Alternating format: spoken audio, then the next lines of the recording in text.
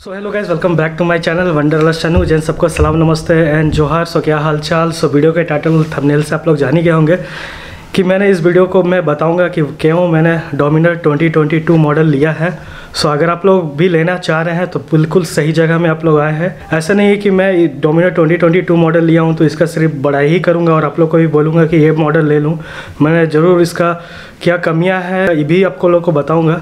सो अभी मैं जा रहा हूँ, रांची जा रहा हूँ। मैं अभी रामगढ़ में हूँ। यहाँ से रांची है 50 किलोमीटर के आसपास। एक छोटा सा आप लोग को राइड भी दे दूँगा, बाइक में चलते चलते मैं आप लोग को बता भी दूँगा सो क्यों मैंने बाइक लिया है डोमिनर। सो मेरे पास भी बहुत सारे ऑप्शन थे बाइक का, बहुत सारा बाइक का मैंने टेस्ट राइड भी लिया है, उसके बारे में मैं डिटेल में आप लोगों को बात करूँगा।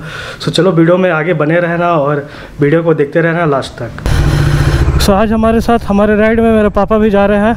पहली बार मेरा पापा बैठ रहे बाइक में। सो पापा भी से भी एक्सपीरियंस पूछेंगे कि पीछे बैठ के पिलियन सीट कैसा लगा। चलिएगा क्या? चलिएगा क्या? चलिएगा नहीं, हम नहीं चलाएंगे। सो सबसे पहली बात देखो, हम लोग ये है तिरपाल है, हम लोग को कुछ काम है रांची में, तो मैं इसको ऐसे पकड़ लिया हूँ कैरियर में, जो आपको स्टॉक मिल जाता है कैरियर इसके साथ। ओली चलिए। सो भाई लोग देखो, अभी मैं हूँ रामगढ़ घाटी में, बस निकल गया हूँ रास्ते में। सो भाई चलो बात करते हैं इस बाइक के बारे में, डोमिनर 2022 मॉडल। सो देखो, सबसे पहले जो मैंने बाइक लिया है ये मुझे ऑन रोड प्राइस पड़ा 2,60,190 रुपया। तो इस प्राइस रेंज में ये प्राइस आप लोग को दूसरे सिटी पे दूसरे स्टेट में डिफरेंट हो सकता है। वो डिपेंड करता है आपका आरटीओ का फीस कितना है, ये सब डिपेंड करता है। तो इसी के आसपास आपको पड़ेगा 1-2 हज़ार या 3 हज़ार का डिफरेंस पड़ेगा। मैंने भी बहुत सारा का बाइक का टेस्ट राइड लिया। आई थिंक 2,60,000 में इतना चीज़ हमको जो मिल रहा था, अच्छा खासा पावर, अच्छा खासा सीसी, अच्छा खासा फीचर्स ये आपको देती है, सब चीज़ मिल रहा था। तो इतने फीचर्स में आपको नहीं मिलने वाली है दूसरी कंपनी में। अब बात करें तो पावर की, देखो इसमें हमको आपको पता है KTM का 390 वाला इंजन है, 373 सीसी का आपको इंजन मिल जाता है, जिसमें आपको 40 bhp मिल जाता है और 35 Nm का टॉर्क मिल जाता है। सो जो कि इस प्राइस रेंज में हमको लगता है कि और कोई कंपनी नहीं दे पाएगी। और फीचर्स की बात करें तो देखो, ये मेरा डिटेल वीडियो नहीं है कि एक एक चीज़ मैं बताऊं, खाली आपको बस ऊपर बता दे रहा हूं जो मुझे फीचर्स मिला है। ये सब जो आप लोग को देख रहे हो, जो नया एक्सेसरीज एड ऑन हुआ है उसको छोड़ के बात करते हैं। जैसे कि आपको आगे USD मिल जाता है 43 mm का, फिर आपको स्लीपर क्लच मिल जाता है और आपको ABS मिल जाता है, डुअल चैनल ABS मिल जाता है। तो ये सब सारे फीचर्स आपको मिल जाते हैं। और जो डिस्प्ले का है वो आपको सारा चीज़ आपको रेंज बता देगा, कितना किलोमीटर जाएगा, आपको एवरेज फ्यूल इकोनॉमिक बता देगा और आपको गियर इंडिकेटर भी आपको बता देगा कि इस गियर में आप बाइक चला रहे हो, वो भी आपको बता देगा। सो एक बार यहाँ से निकलते फिर आप लोग से बात करते हैं। सो मेरे पीछे मेरे पापा बैठे हुए हैं, पिलियन फर्स्ट टाइम मेरे बाइक में बैठे हैं। सो उनसे भी पूछेंगे कि आपको कैसा लगा बाइक में पीछे बैठ के।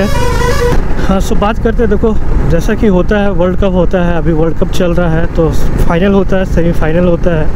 फाइनल में मेरा 2 बाइक था, एक डोमिनर था, एक रॉयल एनफील्ड का हिमालयन था। सो दोनों में कड़ा कंपटीशन चला। लेकिन जब ये 2022 मॉडल, ये एडवेंचर वाला मॉडल जब डोमिनर का निकला, तो फिर मैं सोचा कि नहीं, अब इसी को जिता देते, इसी को ले लेते हैं।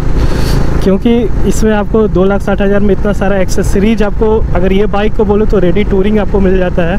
आपको लंबा सा आगे विंडशील्ड मिल जाता है, नकल गार्ड मिल जाता है, चार्जिंग पोर्ट मिल जाता है, ये आपको USB वाला स्टे मिल जाता है, नीचे आपको बेस प्लेट मिल जाता है, इंजन बेस प्लेट मिल जाता है, पीछे कैरियर मिल जाता है और बैकरेस्ट के साथ मिल जाता है। तो इतना सारा ये जो एक्सेसरीज के साथ, अगर मैं हिमालयन लेता तो थोड़ा सा मेरा प्राइस और भागता। मतलब हिमालयन में इसलिए नहीं लिया क्योंकि देखो, मैं लद्दाख राइड करके आया था, इससे पहले मैं NS 200 चला रहा था। तो अगर लगेज के साथ अगर पिलियन बैठा हुआ है तो कहीं ना कहीं बाइक का पावर ड्रॉप होता है। क्योंकि मेरी बाइक यमुना एक्सप्रेसवे में और आगरा लखनऊ एक्सप्रेसवे में जा रही थी 90-95 100 ही जा रही थी, उतना लगेज और पिलियन के साथ। तो मेरे दिमाग में ये था कि अगर रॉयल एनफील्ड का जो टॉप स्पीड है, एक उसके कारण से मैंने उसको नहीं लिया, क्योंकि रॉयल एनफील्ड की टॉप स्पीड है 140 है। पर नो डाउट कि आप लगेज के साथ भी चलोगे तो वो आपको 130-135 आराम से आपको चलेगी, उस समय भी चलेगी। और रॉयल एनफील्ड का है कि ऑफ रोड अगर आप कर रहे हो तो ऑफ रोड के लिए इससे फार बेटर है डोमिनर से। और इसलिए मैं हिमालयन नहीं लिया, क्योंकि उसमें मुझे स्पॉक व्हील मिल रहा था, टॉप स्पीड की कमी थी, और फिर थोड़ा सा मेरा बजट रॉयल एनफील्ड लेता तो भागता, और सर्विसिंग कॉस्ट भी थोड़ा, अगर सर्विसिंग कॉस्ट भी हिमालयन की थोड़ी सी महंगी है। और माइलेज की बात करूँ तो लगभग हिमालयन और इसका लगभग सेम है, उसको भी आप अच्छा नॉर्मल से चलाओगे तो उस भी आपको 34, 35 तक, 33, 32, 35 तक निकाल के दे देगी। ये भी आप अगर अच्छे से चलाओगे तो 30, 35 तक अभी मेरे को दे रही, 34 की माइलेज मेरे को दे रही, जो डिस्प्ले में शो कर रही है।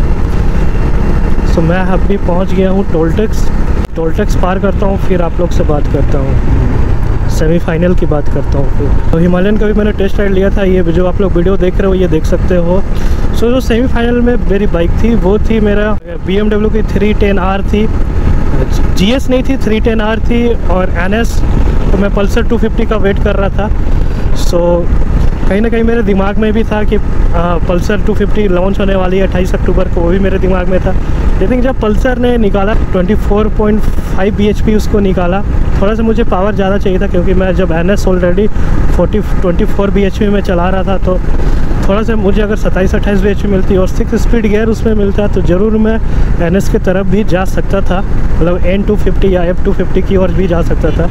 लेकिन जब मैंने देखा कि 5 गियर है और फिर ज़रूर उसका बजट अच्छा है, आपको उस बजट में आपको बहुत अच्छा 250cc की बाइक मिल जा रही है। लेकिन फिर बात वही हो जाती कि आप अगर लगेज कैरी करते तो आपकी बाइक फिर वही, अगर हाईवे में एक्सप्रेसवे में अगर आप चल रहे हो तो फिर 110, 120 में ही आपकी टॉप स्पीड देती। अब बात करें BMW 310R की, इसकी भी मैंने टेस्ट राइड ली थी। इस बाइक का जो प्राइस था वो मुझे 3,23,000 ऑन रोड प्राइस पड़ जा रहा था। लेकिन इसके बाद भी मुझे इसमें एक्सेसरीज ऐड ऑन करना पड़ता, जैसे कि क्रैश गार्ड का जो दाम है उसका 14,000 दाम है जो BMW देती है। फिर नीचे जो मेटल लगता है, मेटल बेस प्लेट लगता है, वो अगर लगाते तो उसका 9,000 है।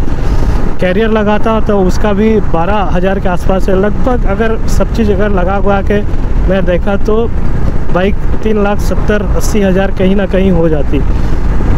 और BMW मैंने इसलिए भी नहीं लिया क्योंकि उसका सर्विस बहुत महंगी है। अगर आप 7-8 हज़ार आप तय कर रहे हो, इससे बढ़िया भाई आप कार ही रख लो।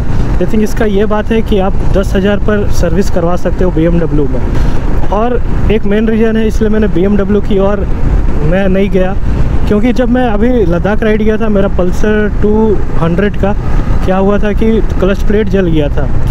सो अगर वैसे स्थिति में मुझे तो करना है, टूरिंग करना है, हरदम झारखंड से बाहर ही जाना, अगर बाहर ही जाना या झारखंड में भी जाना तो कहीं टूरिंग में ही, अगर कहीं कुछ भी बाइक का कुछ भी प्रॉब्लम होता है तो BMW के साथ ये है कि आपको पार्ट्स हर जगह आपको नहीं मिलेगी, आपको सर्विस सेंटर ही आपको बाइक को ढो के ले जाना पड़ेगा। तो वही बात है, अगर कहीं मैं राइड कर रहा हूँ, अगर कुछ हो जाता है बाइक में, कुछ प्रॉब्लम छोटी या बड़ी भी प्रॉब्लम हो जाती है, तो उस केस में मैंने BMW 310 नहीं लिया। और पार्ट्स भी उसकी बहुत महंगी है, मतलब उसका खाली अगर आप ब्रेक पैड आगे का चेंज कराते हो तो 2,000 से 2,400 रुपया पड़ती है, और पीछे का भी वही 2,000 से 2,400 रुपया पड़ती है। तो इसलिए मैंने BMW नहीं ली। लेकिन BMW का मैंने 310R का और GS का भी राइड किया। लेकिन 310R मैं ये बोलना चाहूँगा कि वो डोमिनर से ज़्यादा रिफाइन इंजन उसकी थी, मतलब बहुत अच्छा इंजन था। बहुत इंजन के मामले में मैं उसको एकदम 10 आउट ऑफ 10 दूंगा। मतलब ऐसे नहीं कि डोमिनर कम है रिफाइनमेंट के मामले में, लेकिन उसकी ज़्यादा थी। 19-20 जैसा होता है, वो चलाने में ज़्यादा मज़ा आ रही थी। रिफाइन बहुत अच्छा था। ये भी अभी जो नया है 2022, इसका भी इंजन बहुत रिफाइन है, लेकिन BMW से थोड़ा सा कम है बस। सो अब बात हो गई और भी मैंने क्या क्या बाइक देखा था। और मैंने इंटरसेप्टर लिया था। इंटरसेप्टर का भी मुझे 330 पड़ रहा था, लेकिन इंटरसेप्टर के साथ भी वही कि वेट बहुत ज़्यादा हो जा रहा था और स्पोक व्हील मिल रहा था, और माइलेज भी मुझे 650 में 20-22-25 के अराउंड मिलती। तो इसलिए भी मैंने इंटरसेप्टर नहीं लिया। और बात करते हैं KTM की। KTM का देखो मेरे साथ क्या हो जाता है, KTM की जो सीट हाइट है वो बहुत ज़्यादा हो जाती है। मैंने एडवेंचर भी 250 वाला ट्राई किया था। एडवेंचर 855 mm उसका सीट हाइट है, और आपको डोमिनर में 800 mm का सीट हाइट मिल जाता है। और मेरी जो हाइट है वो 5.6 है। तो जिस हिसाब से मेरा पैर मतलब पहुंच रहा था एकदम टीटो, मतलब टो हो जा रहा था मेरा पैर, तो जिस वजह से तो KTM की कोई भी बाइक मेरे लिस्ट में तो पहले ही रिजेक्ट हो जाती है, चाहे वो 390 डुक हो, चाहे वो एडवेंचर हो 390। क्योंकि सीट हाइट बहुत ज़्यादा होती है KTM की बाइक की। और अगर 390 एडवेंचर भी लेता तो मुझे पड़ जाता कम से कम 4 लाख के करीब पड़ जाता। 4 लाख से 10,000 कम पड़ता, लेकिन 4 लाख के करीब पड़ ही जाता। तो अब बताओ कि 2,60,000 में मुझे क्या सही मिला कि क्या सही नहीं मिला, आप ही बताओ। और मैं बात करूँ हस्कवर्ना का मैंने टेस्ट राइड नहीं लिया, उसके बारे में मैंने सोचा था। हस्कवर्ना का भी सीट हाइट बहुत ज़्यादा है, सो इसलिए भी मैं उसकी ओर नहीं गया, और नया कंपनी है। और सबसे बड़ा बात है बजाज मैंने इसलिए लिया, मैं आप लोग को भी सजेस्ट करूँगा, या आप राइड करना चाहते हो। मैं रहता हूँ झारखंड में, मैं दिल्ली में रहता नहीं हूँ कि मैं सुपर बाइक ले लूँ तो मुझे फिर पार्ट्स के लिए यहाँ वहाँ कुछ दौड़ना पड़े या वेट करना पड़े। तो बजाज और रॉयल एनफील्ड का क्या है कि पार्ट्स आपको हर जगह अवेलेबल हो जाएगा। मैं लद्दाख राइड किया था तो बजाज का आपको हर जगह पार्ट्स आपको मिल जाएगा, कुछ भी ख़राब होगा तो मिल जाएगा, मैकेनिक मिल जाएगा। और रॉयल एनफील्ड का आपका कोई भी बाइक हो तो वो पार्ट्स आपको मिल जाएगा, मैकेनिक उसका मिल जाएगा। टूरिंग के लिए ले रहे हो तो ये दो बाइक, ये दोनों दिमाग में रख के लेना, ये दोनों चीज़। और बजाज है भाई, मैंने बजाज इसलिए भी और एक किया कि भाई अपना इंडियन कंपनी है, और पहले भी मैंने बजाज का ऑन किया हूँ। 4 साल मैंने NS 200 चलाया है, तो मैं भी मेरा दिमाग में कहीं ना कहीं था कि NS बजाज का मैं इतने दिनों से चला रहा हूँ तो बजाज ही लूँ तो अच्छा रहेगा। क्योंकि अगर इन फ्यूचर में मैं स्पॉन्सरशिप के लिए बजाज से बात भी करता हूँ तो मैं बजाज को बोल भी पाऊँ कि हाँ मैंने देखो भाई 4 साल मैंने NS का राइड किया है, NS से मैंने लद्दाख राइड किया हूँ, सिक्किम राइड गया हूँ, अरुणाचल गया हूँ, नेपाल गया हूँ, साउथ गया हूँ, विशाखापट्टनम गया हूँ। तो ये सब मैं बोल सकूँ तो मैं भी स्पॉन्सरशिप में मुझे थोड़ा आसान पड़े, इसलिए भी मैं बजाज की ओर गया। अब बात करते हैं कि भाई देखो इसमें कमियां के बारे में बात करते हैं। मैं बाइक चला लिया हूँ, 487 किलोमीटर चला लिया हूँ, अभी तक मुझे क्या क्या इसमें कमी लगी है। तो कमी तो मुझे बस 4 बात की कमी लगी है। 4 बात ये है कि सबसे पहला बात है कि बाइक का वेट काफ़ी ज़्यादा है, काफ़ी ज़्यादा नहीं, अगर आप हिमालयन भी लेते हैं तो हिमालयन भी आपको करीब 199 kg का वेट पड़ जाता है। ये आप उससे 10 किलो कम है, आपको 187, 88। मुझे पता नहीं कि ये जो एक्स्ट्रा एक्सेसरीज इसमें डाला गया है तो उसके चलते शायद 1-2 किलो वेट बढ़ा हो, तो मे भी ये आपको 87, 187, 88 के करीब इसका वेट शायद पड़ जाए है अभी। तो मे भी ये 10 किलो वेट थोड़ा सा कम रहता, 10 या 12 किलो या 15 किलो वेट कम रहता तो ये एकदम परफेक्ट बाइक होती। और पहला बात तो ये मुझे कमी लगी। दूसरा बात तो ये मुझे कमी लगी, इसका जो टर्निंग रेडियस है वो काफ़ी ज़्यादा है। अगर मैं इसको बाइक को कोई पतला गली से मोड़ता हूँ तो मुझे आगे पीछे करके मोड़ना पड़ता है, एक बार में वो नहीं मोड़ता है। तीसरा मुझे कमी लगी कि इसमें स्विचेबल ABS नहीं दिया हुआ। अगर इस बाइक को मैं ऑफ रोड में लेके जाता हूँ तो स्विचेबल ABS होना चाहिए था ऑन ऑफ करने के लिए, कि मैं उस समय ABS ऑफ कर दूँ, क्योंकि ABS ऑफ रोड में अच्छा काम नहीं करता है। तो ये स्विचेबल ABS देना चाहिए था। ये 3 कमी होगी। और चौथा कमी लगा कि ये जो आप लोग सेकेंडरी डिस्प्ले देख रहे हो, ये वाला डिस्प्ले ये वाला काफ़ी अच्छा है। लेकिन अगर मैं टूरिंग कर रहा हूँ, जैसे आज अभी तो मैं टूरिंग नहीं कर रहा हूँ, लेकिन टूरिंग के लिए जब मैं बाहर जा रहा हूँ तो मैं जब यहाँ टैंक बैग रखूँगा, टैंक बैग भी ज़रूरी है बहुत, उसमें बहुत सारा एक्सेसरीज़ DSLR कैमरा सब रहता है, इम्पोर्टेंट चीज़ रहता है। टैंक बैग तो रखना ज़रूरी है। टैंक बैग अगर मैं रखता हूँ तो फिर इसका कोई काम नहीं रहता है। ऐसा है कि यहाँ पर आपका स्विच दिया हुआ है, आपको अगर ये डिस्प्ले में जो भी आपको शो करना है वो आप स्विच कर सकते हो। जैसे कि अभी मेरा देखो 5th गियर दिखा रहा है और टाइमिंग दिखा रहा है। अगर मैं चाहूँ कि यहाँ पर 5th गियर इंडिकेशन नहीं दिखाए और फिर टाइमिंग नहीं दिखाए तो मैं फ्यूल इकोनॉमिक वाला डाल सकता हूँ, या मैं ट्रिप वहाँ डाल सकता हूँ। तो ये सब चीज़ है जो आप कर सकते हो। लेकिन ये डिस्प्ले अगर शायद इस आसपास में रहती तो मे बी और अच्छी होती, क्योंकि अभी मैं अगर टैंक बैग लगाता हूँ तो फिर ये कोई काम की नहीं। तो ये जो कमियाँ हैं, 4 कमियाँ मुझे इस बाइक से लगी है। और मुझे नहीं लगता कि आप सर्विस कॉस्ट इसका कुछ ज़्यादा पड़ेगा, और 400 सीसी की बाइक है तो परफॉर्मेंस तो मुझे अच्छी लगी। अभी तक मैं उतना टॉप स्पीड सब कुछ चेक नहीं किया हूँ, और अभी तो नॉर्मल ही चल रहा हूँ 60-65 तक, क्योंकि नया इंजन है। तो अभी मैं 4000 RPM से बाइक को ज़्यादा भगा रहा नहीं हूँ आगे, तो आराम से ही चल रहा हूँ, क्योंकि नया इंजन है। फर्स्ट सर्विसिंग हो जाएगा, 800-900 किलोमीटर चल जाएगी। उसके बाद फिर थोड़ा मैं आपको एक और रिव्यू बताऊँगा कि टूरिंग में स्पीड में कैसा चलती है। पर ये जो बाइक है आप एक बार इसका टेस्ट राइड लेके ज़रूर देखना। डोमिनार 2022 का मैंने 2019 मॉडल जब डोमिनार आया था उसका भी टेस्ट राइड लिया था, तो उसमें क्या था कि थोड़ा सा हाई आरपीएम में वाइब्रेशन इशू था, लेकिन इसमें मुझे बहुत अच्छा लगा है। और इसको मैंने सिटी में भी चलाया हूँ, और अभी मैं रांची जा रहा हूँ तो सिटी में भी आप लोगों को बता दूंगा राइड करके कि वैसा आपको नहीं लगता है कि आप बहुत हेवी बाइक चला रहे हो, वैसा कुछ नहीं। खाली 19-20 का थोड़ा फ़र्क पड़ता है कि भाई हाँ थोड़ा सा वेट कम रहता तो थोड़ा सा लेकिन कम होता, लेकिन वो 19-20 का फ़र्क है। लेकिन वैसा आपको नहीं लगने वाला है सिटी में भी, हैवी ट्रैफिक में भी, कि आप स्ट्रगल कर रहे हो इस बाइक के साथ, वैसा आपको नहीं लग रहा है। एक बार मैं पापा से पूछ लेता हूँ कि ठीक से बैठे हैं ना, आराम लग रहा है कि नहीं, ठीक से बैठे हैं ना। सो ये है BMW का, मैं यहीं पर आया था BMW का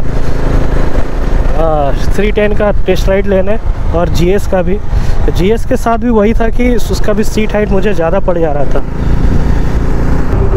अगर डोमिनार को मैं सब चीज़ लोड करके भी चलाता हूँ, मतलब सैडल बैग हो गया, टॉप बॉक्स हो गया, तो फिर भी अगर मैं हाईवे में चलूँ, एक्सप्रेसवे में चलूँ, क्योंकि आने वाले दिनों में बहुत सारे एक्सप्रेसवे बनने वाले हैं और बन भी रहे हैं। जैसे कि मैं अभी लद्दाख गया था तो हम लोगों ने 3 एक्सप्रेसवे कवर किया था, तो उस सिचुएशन में बहुत साइड से पार किया, उस सिचुएशन में देखो आपको लगेगा कि 130-140 तक बाइक चले, क्योंकि अच्छा लगता है। क्योंकि इस बार मैं NS लेके गया था तो एक्सप्रेसवे में, क्योंकि वो एकदम सीधा रोड रहता है, बीच में से ऐसा नहीं है कि पूरा बाउंड्री रहता है दोनों तरफ रोड के, ऐसा नहीं है कि कोई गाय आ जा रहा, बैल आ जा रहा, कोई भी आदमी आ जा रहा, वैसा नहीं। तो एक्सप्रेसवे में अगर, क्योंकि अभी बहुत सारा एक्सप्रेसवे इंडिया में बन रहा है, तो उस वजह से भी एक्सप्रेसवे में आप चलते हैं, हाईवे में चलते हैं, तो भाई डोमिनार फुल लोडेड के साथ भी आपको अच्छा पिकअप देगी, और कहीं ना कहीं ये माइलेज भी आप लोग को अच्छा दे देगी। अभी अगर मैं आप लोगों को दिखाऊं तो मुझे माइलेज वो 34 किलोमीटर का माइलेज मिल जा रहा है, तो और क्या चाहिए भाई। अगर आप इसको आराम से चलाते हो तो 34 किलोमीटर आराम से माइलेज आपको दे देगा। और थोड़ा सा अगर आप भागाओगे तो मे भी ड्रॉप ज़रूर होगा, आप रफ़ यूज करोगे, रफ़ राइड करोगे तो थोड़ा सा तो ड्रॉप माइलेज होगा ही। पल्सर 250 के बारे में भी कि उसका एक कारण और भी नहीं था, क्योंकि उसके भी माइलेज देखो है 35 के आसपास ही मिलेगी आपको, 35 से 36-38 मिलेगी। वो भी अच्छे से चलाओगी तो वो भी 400 सीसी में ये भी आपको उतना ही 34-35 माइलेज दे देती है। इससे मैं एक राइड अभी कर चुका हूँ, मेरे दूसरे वाले चैनल पर ये वीडियो आएगा। नकटा पहाड़ हम लोग गए थे, मैक्लूसीगंज। सो उसमें मेरे को 35 का माइलेज ये इससे मिला था। अगर आप 100 प्लस चले गए तो आपको 1-2 माइलेज ज़रूर ड्रॉप होगा। तो ये सारे मेरा बात थी आप लोग से करने का कि आप लोगों का, अब आप लोग के ऊपर है, डोमिनार आप लोगों को लेना चाहिए या नहीं लेना चाहिए। ये सब मेरा जो था, जब मैंने बाइक बेचा और मैं भी बहुत कन्फ्यूज़न में था कि कौन सा बाइक लूँ कौन सा नहीं लूँ, जिसमें मेरा सीट हाइट भी अच्छा से पहुँच जाए। लेकिन ये है कि थोड़ा सा ये इसको अगर मैं ऑफ रोड में लेके जाऊंगा तो थोड़ा सा स्ट्रगल करेगी। आई थिंक मेरे NS जैसा तो नहीं करेगी, थोड़ा सा करेगी। हिमालयन ऑफ रोड के लिए फार बेटर है। लेकिन फिर भी देखो, कोई भी चीज़, कोई भी इंसान परफेक्ट नहीं होता है, इसलिए कोई भी बाइक हो गया, कोई भी कमी या घटी होती ही है। हर इंसान भी परफेक्ट नहीं होता है, मैं भी परफेक्ट नहीं हूँ। तो ज़रूर ये बाइक है, तो बाइक में भी किसी में कुछ कमी होता है, किसी में कुछ अच्छाइयाँ भी होती है, वही बात है। और मैं डोमिनार 2019 मॉडल लेता तो वो मुझे पड़ती 2,52,000, मुझे 8,000 ही ये सारा एक्सेसरीज़ का ज़्यादा पड़ा है। तो कोई ख़राब ये नहीं है। शोरूम में अभी 2019 मॉडल भी अवेलेबल है। सो ये चीज़ आपको रेडी टूरिंग सब चीज़ मिल जा रहा है। बस खाली मुझे सैडल लगाना है, सैडल बैग के लिए, वो भी मैंने बजाज से ऑर्डर कर दिया है, जो बजाज का है। आई थिंक वो पैड एक्सेसरीज है, वो साथ में नहीं देता कंपनी। और इसकी बात करें, इसका साइड मिरर काफ़ी अच्छा है और बाइक की लुक भी अभी काफ़ी अच्छी हो गई है। ये टॉल जो विंडशील्ड है ये भी काफ़ी अच्छा लगता है। बाहर से अगर दूर से कोई बाइक देखता है तो काफ़ी अच्छा लगता है। ये आपको विंड प्रोटेक्शन भी, विंड ब्लास्ट से कुछ बचाती है आप लोगों को। सो अभी हम लोग कोकर पहुंच चुके हैं और यहाँ भी है बजाज का, रौनक बजाज। यहाँ भी ये बाइक नहीं आई थी, अभी भी मुझे दिखी नहीं वैसा। यहाँ भी मैं आया था पूछने के लिए, नहीं यहाँ भी ये लोग बोलते हैं कि ये मॉडल अभी नहीं आया है, टाइम लगेगा आने में। सो थोड़ा सा ट्रैफिक है देख सकते हो, पर मुझे दिक्कत नहीं हो रहा है वैसा कुछ। आराम से मैं ओवरटेक भी कर सकता हूँ, अभी जिसके आप ओवरटेक करना देखो आराम से मैं, तो वैसा कुछ दिक्कत नहीं होता है भाई। इसका गियर भी बहुत स्मूथ है, जब आप गियर लेते हो तो बहुत लाइट गियर है एकदम। हाँ, पर जब आप गियर कम करते हो तो थोड़ा सा आवाज़ करता है खट खट, जो है मैं ऑनेस्ट बता रहा हूँ। आई थिंक जब आप गियर लगाते हो, मतलब आप 2 गियर में 3 ले रहे हो, 4 ले रहे हो, तो बहुत स्मूथली काम करता है। कम करते हो 3 से 2 में जाते हो तो थोड़ा सा आवाज़ करता है खट खट, बस उतना भी ज़्यादा नहीं।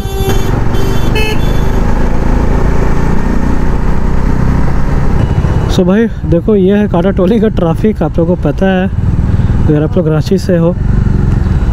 सो क्या जाम लगता है यहाँ भाई। थोड़ा सा एक प्रॉब्लम बाइक में होता है, हो रहा है अभी, वो नया इंजन है, इस वजह से कि बाइक थोड़ा सा हिट कर जा रहा है अभी। थोड़ा सा मुझे जो पैर है मेरे लेफ़्ट साइड पैर में थोड़ा सा हीट महसूस होता है मेरे को, और वो जो रेडिएटर जो का फ़ैन है शायद वो भी आवाज़ कर रहा है सुई करके। पंखा घूम रहा है कि नहीं घूम रहा है वो मुझे नहीं पता, लिक्विड कूल ये इंजन है। सो मे बी ये इसलिए हो रहा है, मे बी नहीं इसलिए ही हो रहा है, क्योंकि मुझे यहाँ पता है कि ये नया इंजन है, इस वजह से थोड़ा सा इंजन हीट हो रहा है। लेकिन आफ्टर फर्स्ट सर्विसिंग ये अच्छा काम करेगा।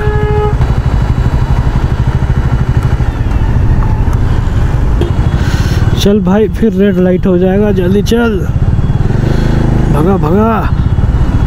सो मैं पहुंच गया हूं कटरू भाई। तो देखो ये आपके ऊपर है कि आपको कौन सा बाइक लेना है या नहीं लेना है। मैं तो बता दिया, ऐसा नहीं कि कोई बाइक ख़राब है, कोई बाइक ख़राब नहीं है, सब अपने जगह में सब ठीक है। पर ये आपके ऊपर डिपेंड करता है कि आपको कौन सा बाइक लेना, आपके ज़रूरत के अनुसार, आपके बजट के अनुसार। मुझे जो बताना था वो मैं बता दिया हूँ।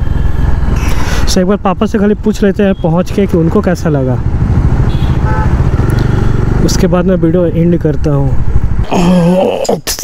सो भाई देखो ये बेनिफिट है इसका, पीछे आपको लगेज रखने के लिए मिल जाता है। कैसे लगा बैठ के डोमिनर में? बहुत अच्छा लगा, बहुत आराम। आराम कि झूठे ऐसे ही कि झूठे बोल रहे हैं? ठीक तो झूठे कहाँ बोल रहे हैं। मज़ा आया? सो गाइस चलो, पापा को डोमिनर में बैठ के अच्छा लगा। तो चलो, वीडियो अच्छा लगा होगा तो चलो वीडियो को लाइक कमेंट शेयर कर देना भाई। और अब ये आपके ऊपर है, जो बाइक आपको लेना है ले लो। मिलते हैं नेक्स्ट वीडियो में। टिल देन सबको bye bye, take care and love you guys. Light इसका बहुत अच्छा है भाई, डोमिनियर का।